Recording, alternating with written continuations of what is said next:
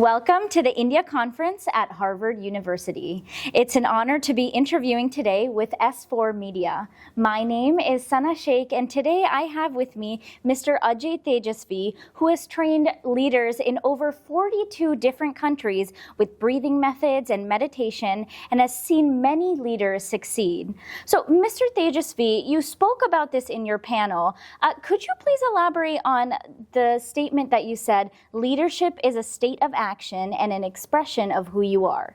Absolutely. Very often we tend to think of leaders as just being a particular position, right? It's you're the president, so you're the leader, or you're the dean, so you're the leader, or you're the manager, so you're a leader. Right.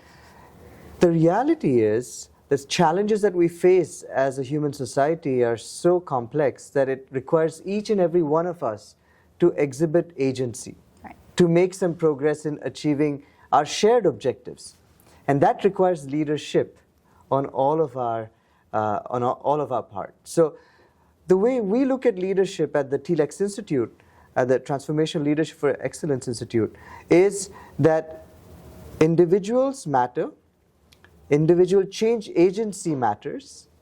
So, when you have that ability for the individual to truly connect to themselves, manage their own thoughts and emotions, then they're in a great position to exercise leadership, take the right sort of decisions to make change happen outside.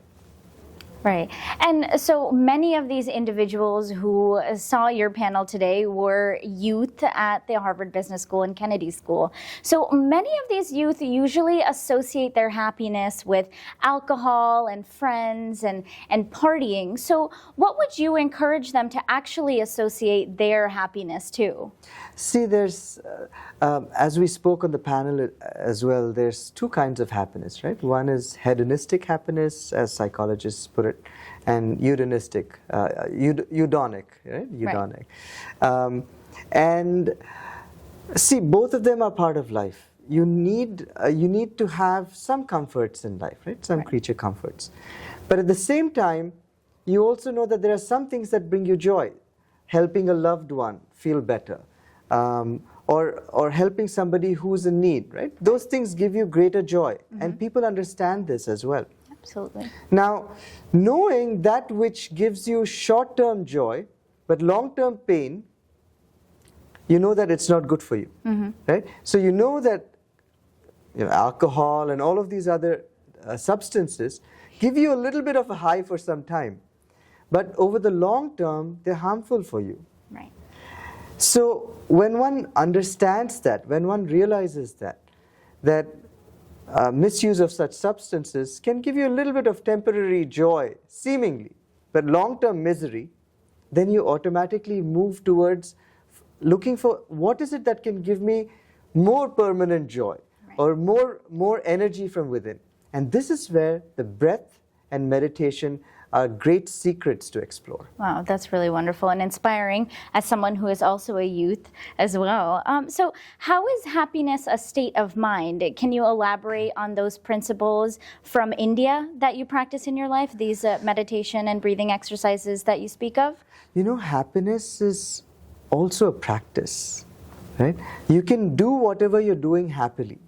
Very often we tend to think, okay, when I get into Harvard, then I'll be happy. When I get my first job, then I'll be happy. Or when I launch my first fund and close it, then I'll be happy. Right? Or when I get a life partner, then I'll be happy.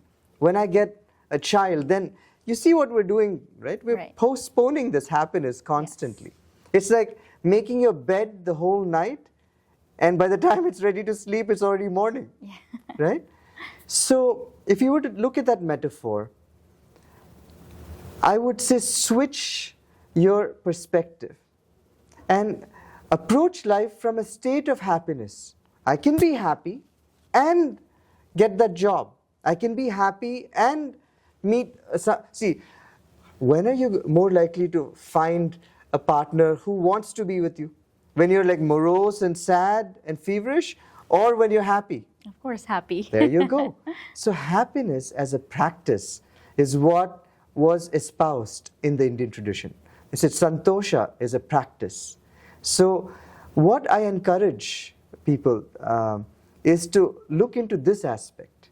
And this is where the Art of Living's programs on happiness bring people this awareness that there is more to us than just this physical body. What is it that is within us that is experiencing all of this? What is it by which you know these different changes are happening around you? And when you pay a little bit of attention to that, then you start uncovering the mysteries of life. Then you realize that you are love, you are peace, you are happiness. Wow, that's wonderful. And I look forward to practicing more santosha in my life as well. Absolutely. Thank you so much for joining us, and thank you, S4 Media. Thank you.